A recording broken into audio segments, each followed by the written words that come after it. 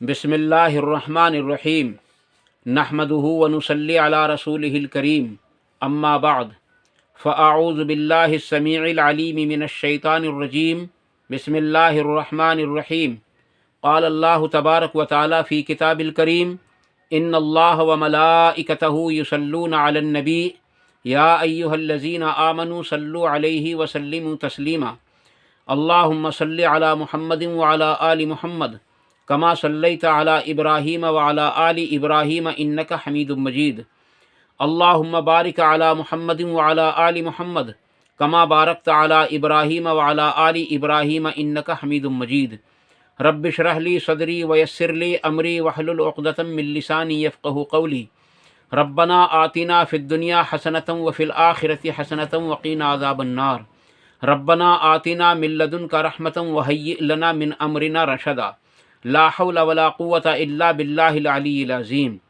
لا الہ الا انت سبحانک انی کنت من الظالمین۔ اللہ تبارک و تعالیٰ نے اپنے نبی جناب محمد الرسول اللہ صلی اللہ علیہ وسلم کو ہمارے درمیان میں بھیج کر اتنا بڑا احسان کیا ہے اور اتنا بڑا انعام دیا ہے کہ اللہ تبارک و تعالیٰ نے ہم کو دین اسلام دیا، اور پھر اللہ نے خود قرآن کریم کے اندر ارشاد فرمایا کہ میں نے جو تم سے وعدہ کیا تھا یا میری طرف سے جو سب سے بڑا انعام تھا وہ میں نے تمہارے لیے مکمل کر دیا، اور دین کو بھی مکمل کر دیا، اور میں نے اس بات کو پسند کیا ہے کہ تمہارا دین اسلام ہو۔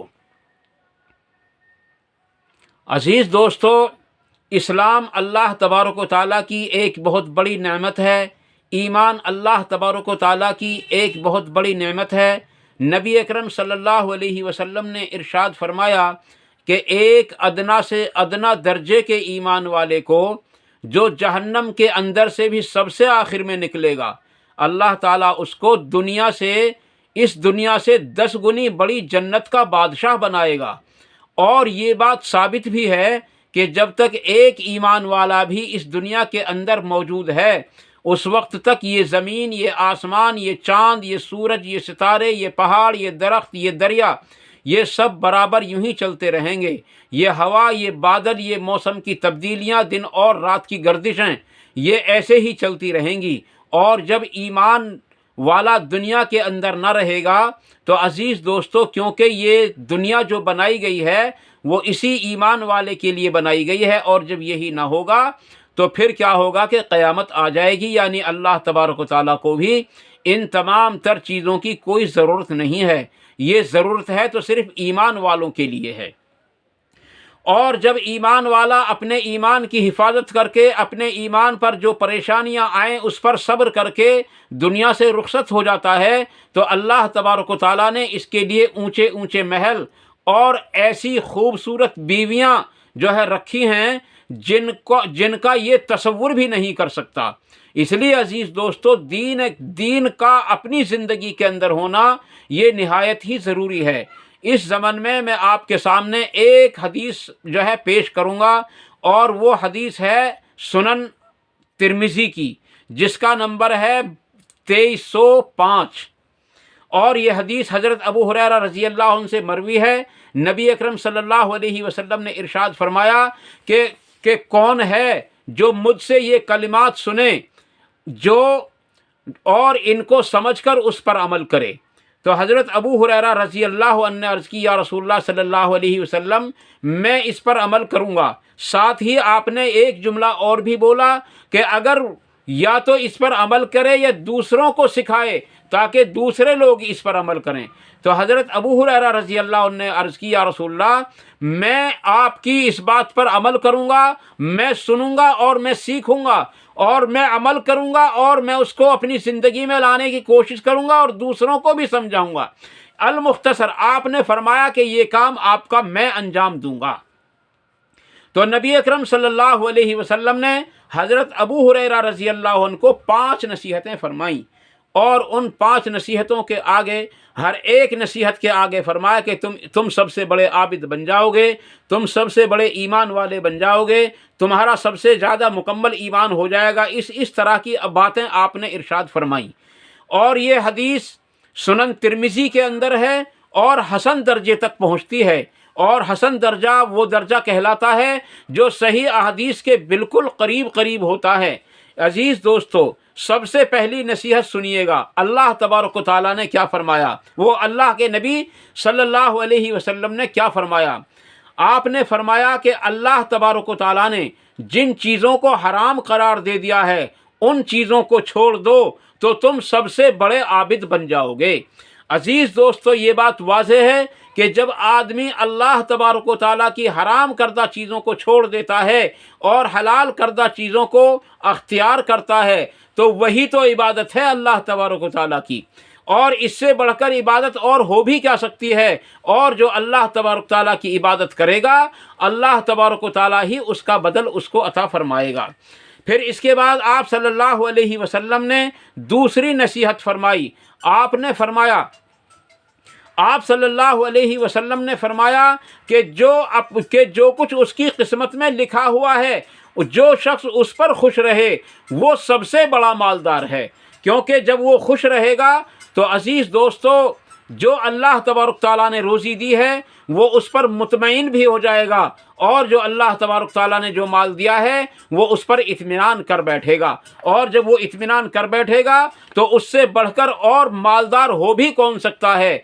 असल मालदारी जो अल्लाह तबारक तआला ने रखी है वो दिल का इत्मीनान और दिलो दिमाग का सुकून है। जब आदमी को ये चीज़ हासिल हो जाती है तो अज़ीज़ दोस्तों, खुद ब खुद आदमी का दिल जो है मुतमईन हो जाता है और वही सबसे बड़ा मालदार कहलाता है। क्यों कि उसको किसी और चीज़ की ज़रूरत ही नहीं, जो अल्लाह तबारक व तआला ने उसको अता फरमा दिया वही उसके लिए काफ़ी होता है। हस्बुनल्लाहु व निअमल वकील। अल्लाह करे कि हम भी इन दोनों नसीहतों पर अमल करने वाले बन जाएं, यानी जो चीज़ अल्लाह तबारक व तआला ने हराम करार दी हैं उनको छोड़ दें और जो चीज़ हलाल करार दी हैं उनको हम अपनाएं और अल्लाह तबारक तआला की दी हुई रोज़ी पर हम जो है मुतमईन हो जाएं। इसी में हमारी खैर और इसी में हमारी भलाई है।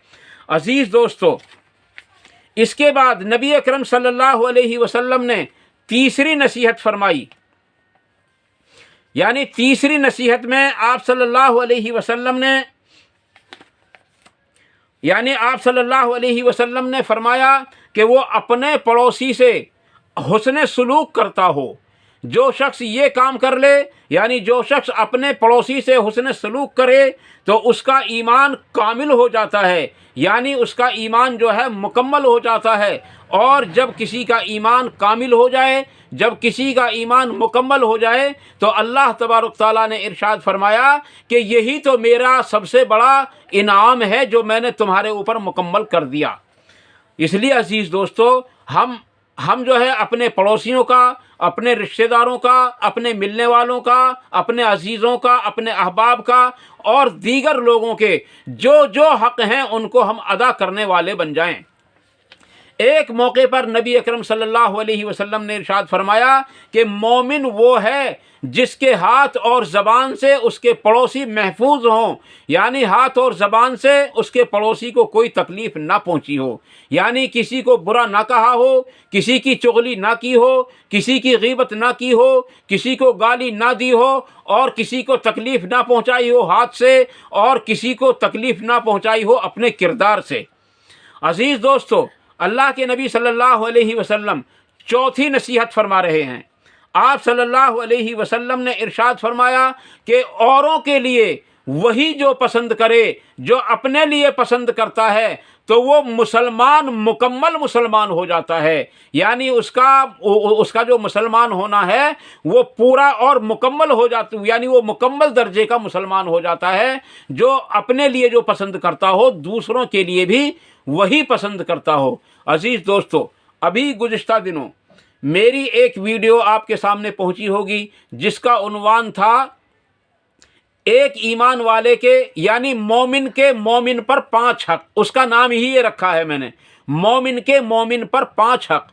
उनमें एक हक़ जो सबसे आखिर में मैंने बयान किया है वो एक सही हदीस से साबित होता है और आपने फरमाया कि आदमी अपने ईमान में उस वक्त तक कामिल नहीं हो सकता जब तक वो दूसरों के लिए वही पसंद ना करे जो अपने लिए पसंद करता हो। اس لیے عزیز دوستو ہم دوسروں کے لیے وہی چیز پسند کریں جو اپنے لیے پسند کرتے ہوں، اسی میں ہماری کامیابی ہے۔ اس لیے عزیز دوستو ہم سب کو چاہیے کہ ہم ان 5 نصیحتوں پر عمل کریں۔ اب یہ 5ویں نصیحت اور بالکل آخری نصیحت ہے۔ آپ صلی اللہ علیہ وسلم ارشاد فرما رہے ہیں، یعنی آپ صلی اللہ علیہ وسلم نے ارشاد فرمایا 5ویں نصیحت کے بارے میں کہ زیادہ ہنسنے سے آدمی کا دل مردہ ہو جاتا ہے، اس لیے زیادہ ہنسنے سے پرہیز کریں۔ جو شخص زیادہ ہنستا ہے اس کا دل جو ہے وہ مردہ ہو جاتا ہے۔ اس لیے عزیز دوستو ان تمام باتوں کا خیال کرتے ہوئے اپنی زندگی کو سنوارنے کی کوشش کریں۔ ہاں، ہنسنا اور بولنا، کسی سے ہنسی دل لگی کرنا یہ جائز ہے، لیکن اگر ہنسی دل لگی کے اندر کسی کا دل دکھ گیا یا جھوٹی بات پر ہنسے ہوں یا جھوٹی بات پر کسی سے دل لگی کی ہو تو عزیز دوستو تباہی و بربادی کے لیے یہی کافی ہے۔ نبی اکرم صلی اللہ علیہ وسلم نے ارشاد فرمایا کہ آدمی کے جھوٹا ہونے کے لیے اتنا ہی کافی ہے کہ وہ کسی سنی سنائی بات کو آگے جو ہے ٹرانسفر کر دے، یعنی دوسروں تک پہنچا دے اور اس کی تحقیق نہ کرے۔ اس لیے ہنسی مذاق میں بھی ہم ایسی بات کو نہ پھیلائیں جو جھوٹی ہو، بلکہ ہنسی مذاق میں کسی سے ایسی دل لگی نہ کریں جو کسی کا دل دکھ جائے۔